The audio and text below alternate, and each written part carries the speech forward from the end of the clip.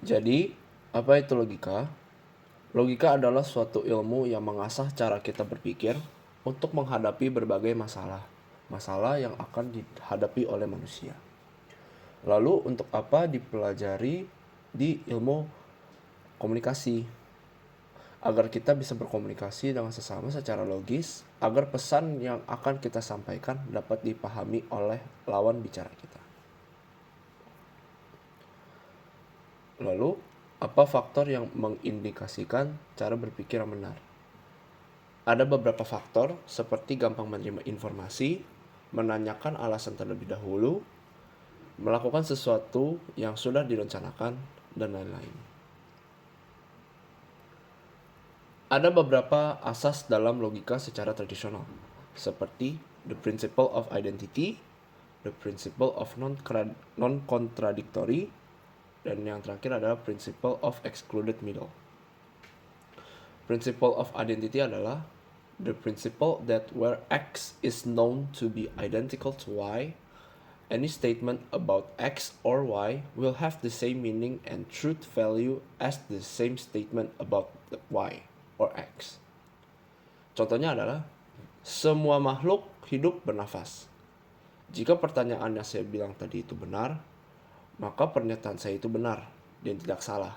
Karena P itu P, bukan yang lain. Lalu yang kedua, principle of non-contradictory. Principle according to which no statement can be both true and false. Contohnya yaitu, jika saya kenyang, berarti saya tidak lapar. Dan yang terakhir merupakan excluded middle, yaitu sebuah pernyataan di mana hanya ada benar atau tidak dan tidak ada jalan tengah. Contohnya seperti sebuah pernyataan, apakah hari ini hujan? Jika jawabannya tidak, berarti jawabannya tidak. Jika jawabannya iya, berarti jawabannya iya. Idea atau konsep menunjukkan pada representasi atau perwakilan dari objek yang ada di luar subjek. Sebuah konsep dapat diungkapkan dengan kata atau kelompok kata yang berbeda. Jika sebuah ide atau konsep sudah dapat ditentukan, maka akan ditegaskan dan akan dikuatkan kegiatan tersebut adalah putusan. Setelah terbentuknya putusan, maka secara langsung terbuatnya pernyataan, karena Anda sudah memutuskan pengertian tersebut.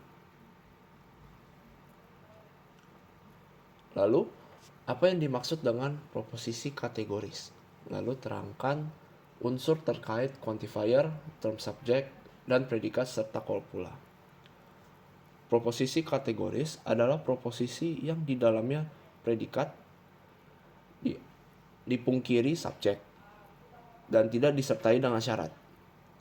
Terdapat beberapa unsur-unsur dalam proposisi kategoris, seperti quantifier, yaitu kata yang menunjukkan banyaknya satuan yang diikat oleh term subject, dan term subject merupakan kelas yang di dalam proposisi dinyatakan termasuk atau tidak termasuk ke dalam kelas lainnya. Dan yang ketiga merupakan copula, menunjukkan apakah term subject termasuk atau tidak termasuk dalam term predikat. Lalu, saya akan menjelaskan dan mengasih beberapa contoh apakah contoh tersebut merupakan proposisi atau bukan. Ada sebuah kasus yang menarik beberapa tahun silam yang mungkin masih hangat sampai saat ini. Itu tidak merupakan proposisi. Kisah nenek tua bernama Mina yang mencuri 3 buah kakao milik PT RSA. Itu pun bukan proposisi. Nenek Mina terlihat tegar walaupun suasana persidangan terlihat penuh keharuan. Itu bukan merupakan proposisi. Kasus ini kecil, namun sudah melukai banyak orang, ujar Musli. Itu bukan merupakan proposisi. Yang merupakan proposisi adalah majelis hakim yang dipimpin oleh MB Lukmono SH memvonisnya 1 bulan 15 hari dengan masa percobaan 3 bulan karena Minah terbukti secara sah melanggar pasal 362 KUHP tentang pencurian. Ketua Majelis Hakim terlihat menangis saat membaca vonis. Dan yang terakhir, anggota LSM berharap bukan terfokus dalam penegakan hukum, tapi harus menegakkan keadilan. Lalu saya akan membuat contoh proposisi A, I, E, O.